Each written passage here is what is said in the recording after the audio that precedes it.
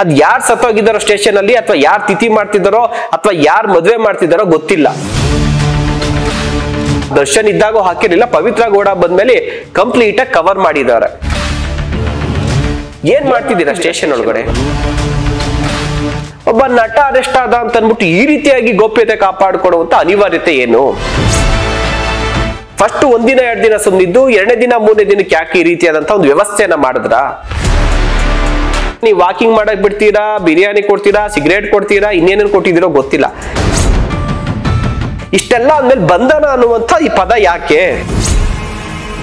ಇಲ್ಲ ದರ್ಶನ್ ವಾಕ್ ಮಾಡ್ಬೇಕು, ಯಾರಿಗೂ ಕಾಣಿಸ್ಬಾರ್ದು. ಕಾಣಿಸ್ತಾ ಇರೋದಕ್ಕೆ ಏನಿದೆ ಅದ್ರೊಳಗಡೆ? ಫಸ್ಟ್ ಆಫ್ ಆಲ್ ವಾಕ್ ಮಾಡಕ್ ನೀವ್ ಯಾಕೆ ಪರ್ಮಿಷನ್ ಕೊಡ್ತಾ ಇದ್ದೀರಾ?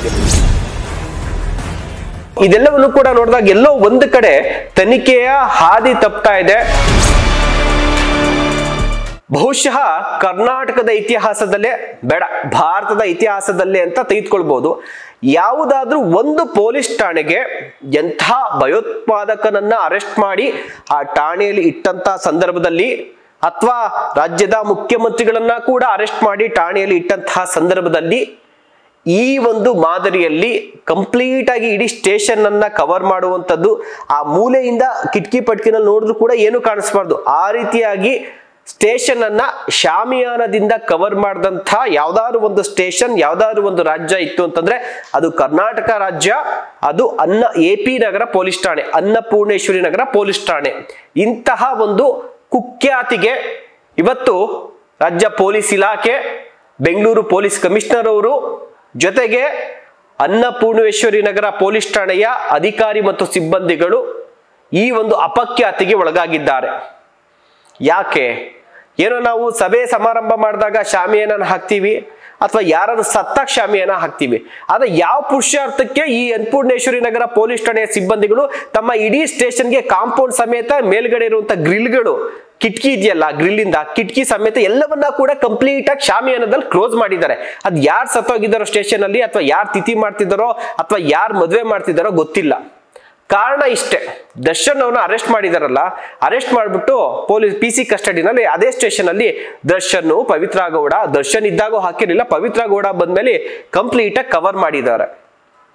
ಕೇಳಿದ್ರೆ ಪೊಲೀಸ್ ಅವರು ಅಲ್ಲಿದ್ದಂತ ಮಾಧ್ಯಮದವ್ರನ್ನು ಕೂಡ ಖಾಲಿ ಮಾಡಿಸಿದ್ದಾರೆ. ನೀವು ಇಲ್ಲಿರ್ಬೇಡಿ, ಇಲ್ಲಿದ್ರೆ ಜನ ಬರ್ತಾರೆ, ಅಭಿಮಾನಿಗಳು ಬರ್ತಾರೆ, ಗಲಾಟೆಗಳಾಗ್ಬಿಡುತ್ತೆ, ಅದಕ್ಕೋಸ್ಕರ ಖಾಲಿ ಮಾಡಿ. ಅಭಿಮಾನಿಗಳು ಬಂದ್ರೆ ನೀವು ಅದನ್ನ ಅವಾಯ್ಡ್ ಮಾಡ್ಬೇಕು, ಬರ್ದಂಗೆ ಅಭಿಮಾನಿಗಳನ್ನ ತಡೀರಿ. ಮಾಧ್ಯಮಗಳನ್ನ ಯಾಕೆ ತಡೀತಾ ಇದ್ದೀರಾ? ಪೊಲೀಸ್ ಸ್ಟೇಷನ್ಗೆ ಆ ರೇಂಜ್ಗೆ ತೀರಾ ಗೇಟ್ ನ ಸದ್ದಿ ಕೂಡ ಕಾಣಬಾರ್ದು, ಆ ರೇಂಜ್ಗೆ ಶಾಮಿಯಾನ ಯಾಕೆ ಹಾಕ್ಸಿದೀರಾ?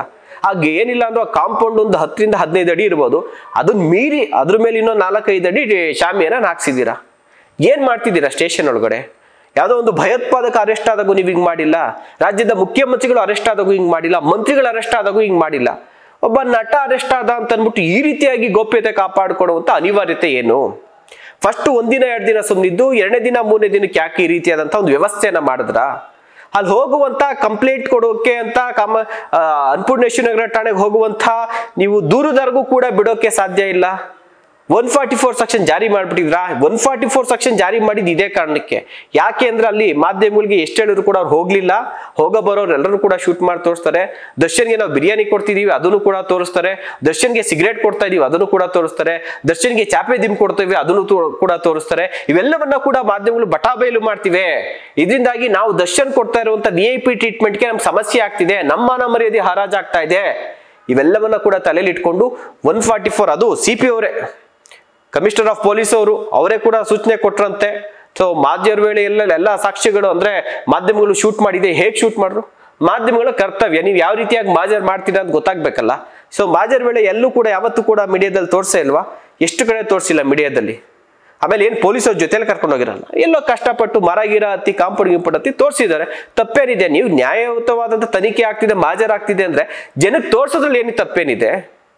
ಸೊ ಆ ಒಂದು ಕಾರಣಕ್ಕೆ ಮಾಧ್ಯಮಗಳನ್ನ ದೂರ ಇಡಬೇಕು ಅಂತೇಳಿ ಅನ್ನಪೂರ್ಣೇಶ್ವರಿ ನಗರ ಪೊಲೀಸ್ ಠಾಣೆ ಹತ್ರ 144 ಸೆಕ್ಷನ್ ಜಾರಿ ಮಾಡ್ಬಿಡ್ತಾರೆ.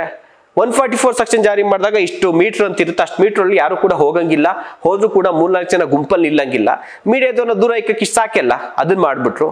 ಹಂಗೂ ಮೀರು ಎಲ್ಲರೂ ಕಾಂಪೌಂಡ್ ಮೇಲತ್ತೋ ಯಾವ್ದೋ ಅಕ್ಕಪಕ್ಕ ಮನೆ ಮೇಲತ್ತೋ ಇವ್ರು ವಿಜಿಲ್ಸ್ ತೆಗಿಬಹುದು ಅಂತೇಳಿ ಕಂಪ್ಲೀಟ್ ಆಗಿ ಶಾಮಿಯಾನನ್ನ ಕವರ್ ಮಾಡ್ಬಿಟ್ರು. ಶಾಮಿಯಾನನ್ನ ಕವರ್ ಮಾಡಕ್ ಇನ್ನೂ ಒಂದು ಉದ್ದೇಶ ಇದೆ.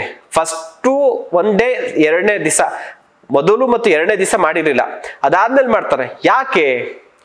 ದರ್ಶನ್ ಅವರು ಪೊಲೀಸ್ ಕಸ್ಟಡಿ ಇರುವಂತ ದರ್ಶನ್ ಅವ್ರನ್ನ ಮೀಟ್ ಮಾಡೋದಕ್ಕೆ ಅಂತೇಳಿ ಒಬ್ಬ ಪ್ರಭಾವಿ ಸಚಿವರು ಜೊತೆಗೆ ಪ್ರಭಾವಿ ಶಾಸಕರು ಒಂದಿಬ್ರು ಭೇಟಿ ಮಾಡೋದಕ್ಕೆ ಪೊಲೀಸ್ ಸ್ಟೇಷನ್ಗೆ 24 ಸಲ ಫೋನ್ ಮಾಡ್ಬಿಟ್ಟು ಅವ್ರು ಒಂದು 10 ನಿಮಿಷ ಭೇಟಿ ಮಾಡ್ಬೇಕು, ಮಾತಾಡ್ಬೇಕು ಅಂತ ಕೇಳ್ತಿದ್ರಂತೆ. ಬಟ್ ಪೊಲೀಸ್ ಅವ್ರು ಹೇಳಿರ್ತಾರೆ, ಸರ್ ಇದು ಹೊರಗಡೆ ಎಲ್ಲ 24 ಗಂಟೆ ಹಗಲು ರಾತ್ರಿ ಅಂತೇಳಿ ಎಲ್ಲಾ ಮೀಡಿಯಾದವ್ರು ಕ್ಯಾಮ್ರಾಗಳು ಹಾಕೊಂಡಿದ್ದಾರೆ, ಲೈವ್ ಹೋಗ್ತಿದೆ, ನೀವೇನಾದ್ರು ಬಂದ್ಬಿಟ್ರೆ ಎಲ್ಲ ಟಿವಿನಲ್ಲಿ ಬಂದ್ಬಿಡುತ್ತೆ ಸರ್ ಅಂತ ಹೇಳಿದ್ದಾರೆ. ಏನಾದ್ರು ವ್ಯವಸ್ಥೆ ಮಾಡ್ರಪ್ಪ ಅಂತೇಳಿ ಆತ ಮೋಸ್ಟ್ಲಿ ಕಮಿಷನರ್ ಮೇಲೆ ಪ್ರೆಷರ್ ಹಾಕಿರ್ಬೋದು. ಅದಕ್ಕೆ ನಾವು ಒಂದು ಕೆಲಸ ಮಾಡ್ತೀವಿ, 144 ಹಾಕ್ಬಿಡ್ತೀವಿ, ಮೀಡಿಯಾದವ್ರು ಹತ್ರಕ್ಕೆ ಬರಲ್ಲ, ದೂರದಲ್ಲಿ ಇರ್ತಾರೆ, ಜೊತೆಗೆ ಶಾಮಿಯಾನ ಬೇರೆ ಹಾಕ್ಬಿಟ್ಟಿರ್ತೀವಿ, ಇವೇನ್ ಮಾಡಿ ಒಂದು 2 ಗಂಟೆಗೋ ರಾತ್ರಿ 3 ಗಂಟೆಗೋ ಬಂದ್ಬಿಟ್ಟು ಯಾವ್ದೋ ಒಂದು ಗಿಡಿನಲ್ಲಿ ಬಂದ್ಬಿಡಿ ಗೊತ್ತಿಲ್ದಂಗೆ, ಆಮೇಲೆ ಭೇಟಿ ಮಾಡ್ಸಕ್ ಅವಕಾಶ ಕೊಡ್ತೀವಿ.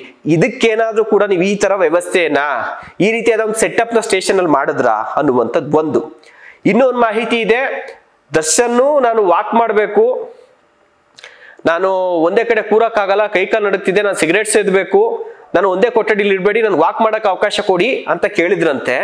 ಅದಕ್ಕೋಸ್ಕರ ಆಯ್ತಪ್ಪ ನೀವು ಸ್ಟೇಷನ್ ಕಾರಿಡಾರು ಸುತ್ತಮುತ್ತ ಕಾಂಪೌಂಡ್ ಒಳಗಡೆ ಎಲ್ಲ ವಾಕ್ ಮಾಡ್ಕೊ ಅಂತ ಹೇಳ್ಬಿಟ್ಟು ಅದಕ್ಕೆ ಅವ್ರು ಕಾಣಿಸ್ಬಾರ್ದಲ್ಲ, ಅದಕ್ಕೆ ನಾವು ಶಾಮಿಯಾನ ಹಾಕೊಟ್ಟಿದೀವಿ. ಜೊತೆಗೆ ದರ್ಶನ್ಗೆ ಏನ್ ಸಿಗರೇಟ್ ಬೇಕು, ಸಿಗರೇಟ್ ಕೊಡ್ತಾ ಇದಾರಂತೆ, ಬಿರಿಯಾನಿ ಬೇಕು, ಬಿರಿಯಾನಿ ತರಿಸ್ಕೊಡ್ತಾ ಇದಾರಂತೆ. ಎಲ್ಲಾ ವ್ಯವಸ್ಥೆಗಳನ್ನ ನೀವು ವಾಕಿಂಗ್ ಮಾಡಕ್ ಬಿಡ್ತೀರಾ, ಬಿರಿಯಾನಿ ಕೊಡ್ತೀರಾ, ಸಿಗರೇಟ್ ಕೊಡ್ತೀರಾ, ಇನ್ನೇನೇನು ಕೊಟ್ಟಿದ್ದೀರೋ ಗೊತ್ತಿಲ್ಲ. ಇಷ್ಟೆಲ್ಲ ಅಂದ್ಮೇಲೆ ಬಂಧನ ಅನ್ನುವಂಥ ಈ ಪದ ಯಾಕೆ? ಬಂಧನ ಅಂತಂದ್ರೆ ಏನು? ಆತನಿಗಿರುವಂತ ಒಂದಷ್ಟೆಲ್ಲ ಸೌಕರ್ಯನ ಕಿತ್ಕೊಂಡು ಒಂದು ರೂಮಲ್ಲಿ ಕೂಡಾಕ ಟಾಯ್ಲೆಟ್ ಹೋಗ್ಬೇಕಾದ್ರೆ ಟಾಯ್ಲೆಟ್, ನೀರ್ ಬೇಕಾ ಕುಡಿಯಕ್ ನೀರು, ಹಂಗೆ ಹುಷಾರಿರೋದು ಆಸ್ಪತ್ರೆ, ಅದು ಮಲ್ಲಿಕೊಳಕ್ ಒಂದಷ್ಟು, ವಿಚಾರಣೆ ಟೈಮಲ್ಲಿ ಕರ್ಕೊಂಡು ಹೋಗ್ಬೇಕಾ ಕರ್ಕೊಂಡು ಹೋಗಿ, ಮಾಜರ್ ಟೈಮಲ್ಲಿ ಕರ್ಕೊಂಡು ಹೋಗ್ಬೇಕು, ಇಷ್ಟೇ ಇರುವಂತದ್ದು. ನೀವೆಲ್ಲಾ ಕೊಡ್ತೀರಾ ಅಂದ್ಮೇಲೆ ಆತನಿಗೆ ಬಂಧನ ಅಂತ ಫೀಲ್ ಎಲ್ಲ ಆಗುತ್ತೆ. ಆತ ಎಲ್ಲಿ ಮಾಡಿರೋ ತಪ್ಪನ್ನ ಒಪ್ಕೊಂತಾನೆ. ಇದೆಲ್ಲ ಆದ್ಮೇಲೆ ಅಲ್ಲಿ ಅನ್ನಪೂರ್ಣೇಶ್ವರ ನಗರ ಪೊಲೀಸ್ ಸ್ಟೇಷನ್ ಮುಂದೆ ದಿನನಿತ್ಯ ಸಾವಿರಾರು ವೆಹಿಕಲ್ಸ್ ಓಡಾಡ್ತವೆ. ಇವ್ರು ಕಂಪ್ಲೀಟ್ ಆಗಿ ಬ್ಯಾರಿಕೇಡ್ಸ್ ಹಾಕಿ ಪೊಲೀಸ್ ರಿಸರ್ವ್ ವ್ಯಾನ್ ಅಡ್ಡ ಹಾಕ್ಬಿಟ್ಟಿದ್ರು, ಜನನೇ ಓಡಾಡ್ದಂಗೆ. ಕಡೆಗೆ ಜನರ ಸಮಸ್ಯೆಗಳನ್ನೆಲ್ಲ ಮಾಧ್ಯಮಗಳು ಎತ್ತಿ ತೋರಿಸಿದ್ರಲ್ಲ, ಇವ್ರು ಮಾಡಿದ್ರಿಂದ ಜನಕ್ಕೆ ಏನ್ ಸಮಸ್ಯೆ ಆಗ್ತಿದೆ ಅಂತೇಳಿ. ಅವಾಗ ಎಚ್ಚೆತ್ಕೊಂಡು ಸರ್ಕಾರಕ್ಕೂ ಕೂಡ ಇದು ಸ್ವಲ್ಪ ಮುಜುಗರ ಆಯ್ತು. ಅವಾಗ ಹೋಮ್ ಮಿನಿಸ್ಟರ್ ಹೇಳಿದ್ರೆ ಅದೆಲ್ಲ ತೆಗೀರಿ ಅಂತ ಹೇಳ್ಬಿಟ್ಟು, ಅದಾದ್ಮೇಲೆ ಎಲ್ಲ ಕೂಡ ಈಗ ಬ್ಯಾರಿಕೇಡ್ಸ್ ಎಲ್ಲ ತೆಗ್ದು ಜನ ಓಡಾಡಕ್ ಬಿಟ್ಟವ್ರೆ. ಸೊ ಇನ್ನ ಈ ಶಾಮಿಯಾನೆಲ್ಲ ಹಾಕಿದ್ದು ಕೂಡ ಈಗ ಆಲ್ರೆಡಿ ಮಾಧ್ಯಮಗಳಲ್ಲಿ ಸಾಕಷ್ಟು ವರದಿಗಳಾಗ್ತಾ ಇದೆ. ಯಾವ ಕಾರಣಕ್ಕೆ ಅಂತೇಳಿ ಇದು ಕೂಡ ಇಡೀ ದೇಶದಾದ್ಯಂತ ಇದೊಂದು ಸದ್ದಾಗ್ತಾ ಇದೆ. ಹೇಳಿದ್ನಲ್ಲ, ಎಂತ ಭಯೋತ್ಪಾದಕ ಅರೆಸ್ಟ್ ಆದಾಗೂ, ರಾಜ್ಯದೊಬ್ರು ಮುಖ್ಯಮಂತ್ರಿ ಅರೆಸ್ಟ್ ಆದಾಗೂ ಕೂಡ ಶಾಮಿಯಾನೆ ಹಾಕಿ ಮುಚ್ಚಿರ್ಲಿಲ್ಲ.